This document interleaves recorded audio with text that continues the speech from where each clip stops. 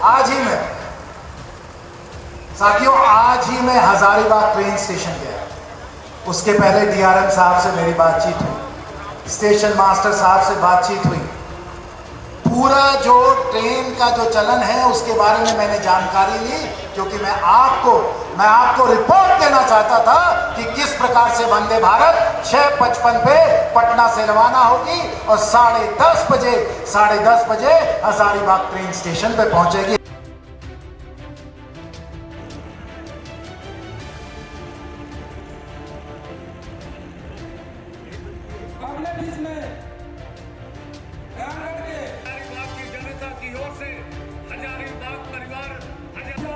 मंच पर बैठे हुए हमारे माननीय सांसद, जन जन के नेता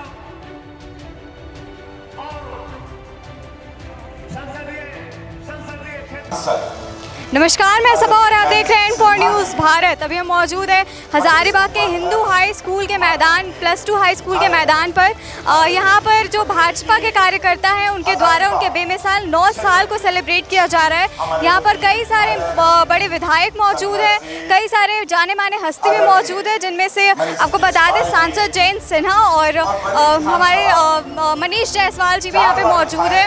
यहाँ पर इन्होंने अपने स्पीच को दिया, यहाँ पर अपनी बातों को साझा किया है और भी बहुत सारी चीजें हैं जो हम आगे देखेंगे।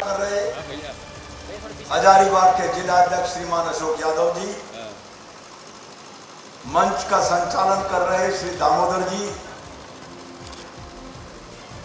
मंच पर उपस्थित आदरणीय सांसद श्री जयंत सिन्हा जी, मंच पर उपस्थित विधायक द्वय आदरणीय मनीष जायसवाल जी, आदरणीय पटेल जी, मंच पर उपस्थित पूर्व विधायक लोकनाथ महतो, मनोज कुमार जी यादव और कुंटू बाबू,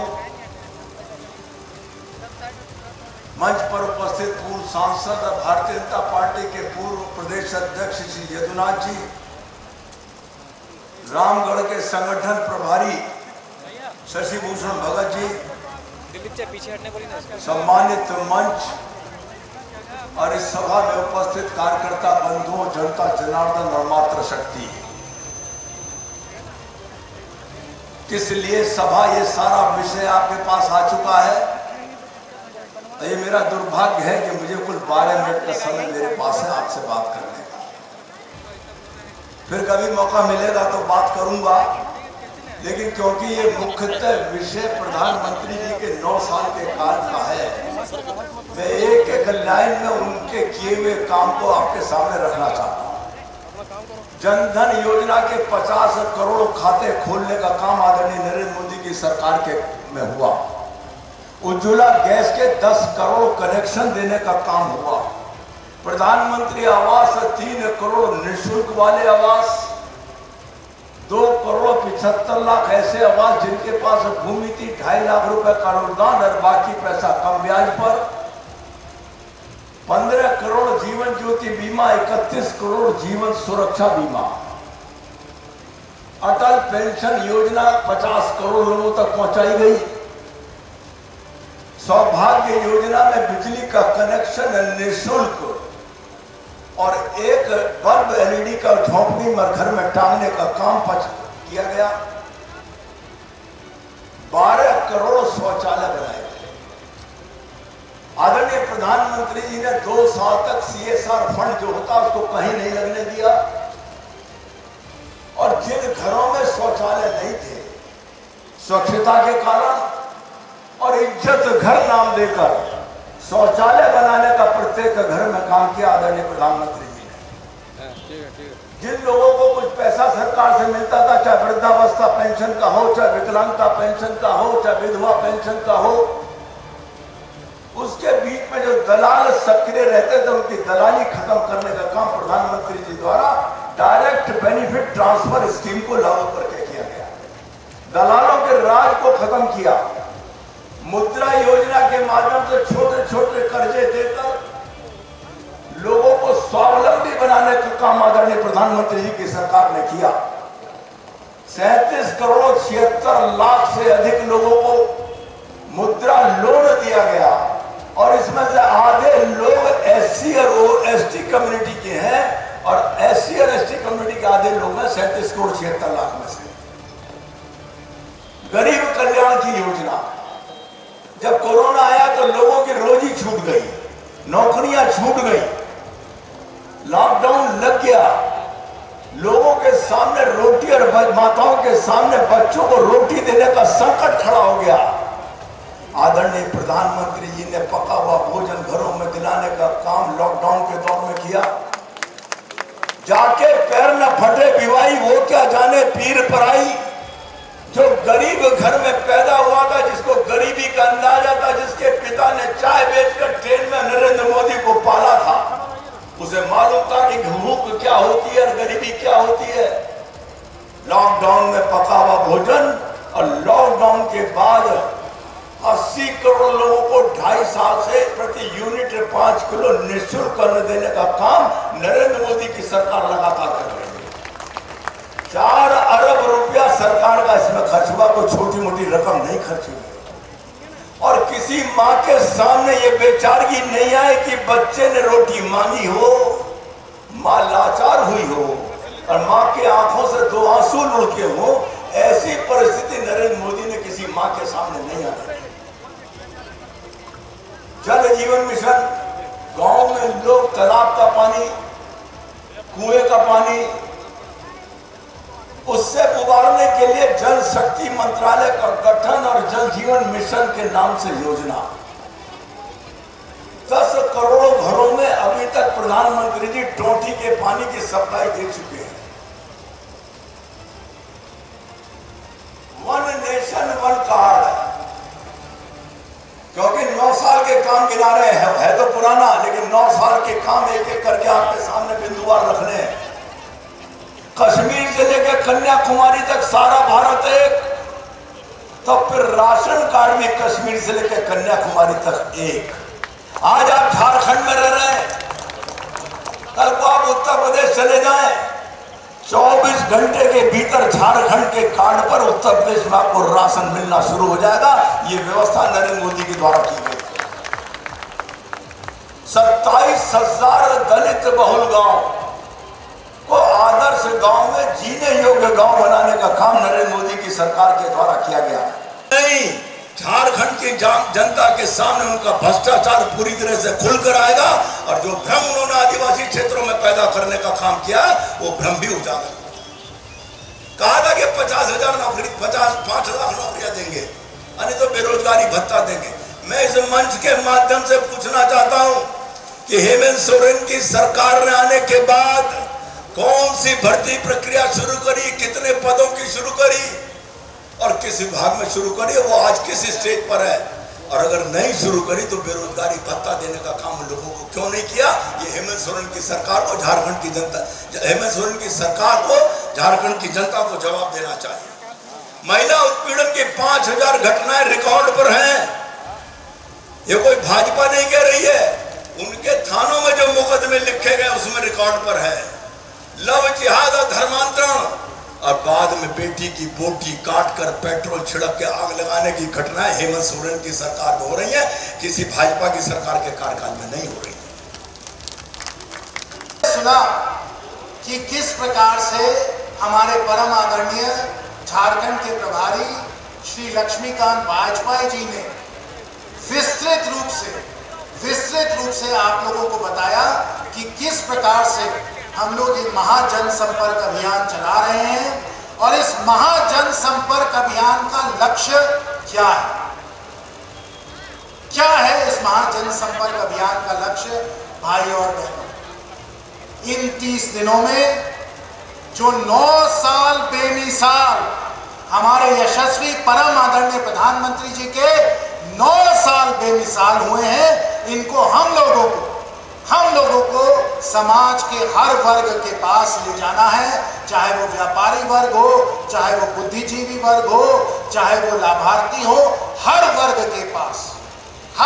के पास हमें माननीय प्रधानमंत्री जी के 9 साल बेमिसाल जो उपलब्धियां हैं, हमें उनके पास ले जाना है। लेकिन साथियों, सिर्फ हमें हर वर्ग में इसको नहीं ले जाना है, हमें हर कस्बे में, हर मोहल्ले में, हर गांव में, हर परिवार में, हर व्यक्ति को हमें ये बात बतानी है कि 9 साल बेमिसाल हुए हैं और हमें अभी भी आपका आशीर्वाद चाहिए, जिसमें कि 9 साल तो बेमिसाल हुए ही है, 10 साल तो बेमिसाल होगा ही, लेकिन हमें 15, 20, 30 साल भी बेमिसाल करना है और भारत का विकास करना है। यह संदेश ले जाकर हम लोगों को हर घर, हर परिवार, हर व्यक्ति को ले जाना है। साथियों, ये महाजनसंपर्क अभियान का लक्ष्य है। और जब हम बोलते हैं, जब हम कहते हैं कि 9 साल बेमिसाल हुए हैं, तो साथियों, हम किस आधार पे इसको कहते हैं? हमारा विश्वास क्यों है कि ये 9 साल बेमिसाल हुए? ये सिर्फ बोलने की बातें नहीं है। आपने तो देखा कि किस प्रकार से अभी परम आदरणीय श्री लक्ष्मीकांत वाजपेयी जी ने विस्तृत सब उपलब्धियां बताई। लेकिन मैं आपको बताना चाहता हूं कि 2014 में आपका आशीर्वाद मिला, मैं आपका सांसद बना, परम आदरणीय प्रधानमंत्री जी देश के प्रधानमंत्री बने एक पूर्ण बहुमत के साथ। और जब वो बने तो परिस्थितियां क्या थी 2014 में? याद करिए, 9 वर्ष हो गए हैं। 2014 में साथियों क्या परिस्थितियां थी? देश चरमरा रहा था और दुनिया के सामने भारत कांपता था। आज 9 साल के बाद दुनिया भारत के सामने कांपती है, और क्यों कांपती? कि जो माननीय प्रधानमंत्री जी ने अपने कुशल और साहसिक नेतृत्व के द्वारा किए है, उसमें भारत का कायाकल्प कर दिया।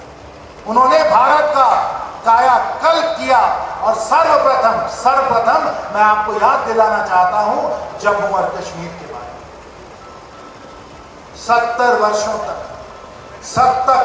तक भारतीय जनता पार्टी जनसंघ यही कहती रही कि एक देश में 2 संविधान नहीं हो सकते। लेकिन प्रधानमंत्री आए और प्रधानमंत्री गए, पंडित जी आए, शास्त्री जी आए, इंदिरा जी आई, नरसिम्हा राव जी आए, अटल जी भी आए। अटल जी ने हमें परमाणु शक्ति दी, लेकिन जम्मू और कश्मीर अभी भी भारत का अभिन्न अंग नहीं मिला। 2019 में जब आप लोगों ने पूर्ण बहुमत की सरकार फिर एक बार 2019 में बनाई साथियों, तो धारा 370 को रद्द करके हम लोगों ने जम्मू और कश्मीर को भारत माता की सीमा से जोड़ दिया। ये हम लोगों की सरकार ने किया। ये 9 साल बेमिसाल भारत माता को जम्मू और कश्मीर में। और साथियों, जैसे अभी वाजपेयी जी ने बताया कि पुलवामा के समय जब हम लोग पहले कोई भी प्रधानमंत्री होता था, जब इस प्रकार का प्रहार होता था हमारे भारत माता पे, तो सब प्रधानमंत्री कहते थे कि समझौता करें। लेकिन इस प्रधानमंत्री ने क्या कहा?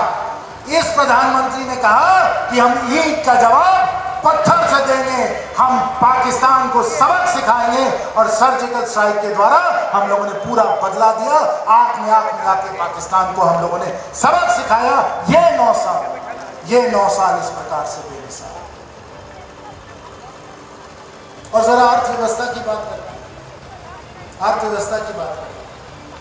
2014 में, और क्योंकि मैं अर्थव्यवस्था के बारे में थोड़ा बहुत जानता हूं साथियों, 2014 में भारत को एक नाजुक देश कहा करते थे।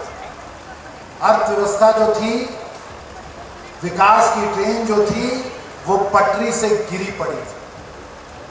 विकास की ट्रेन पटरी से गिरी पड़ी थी 2014 में साथियों।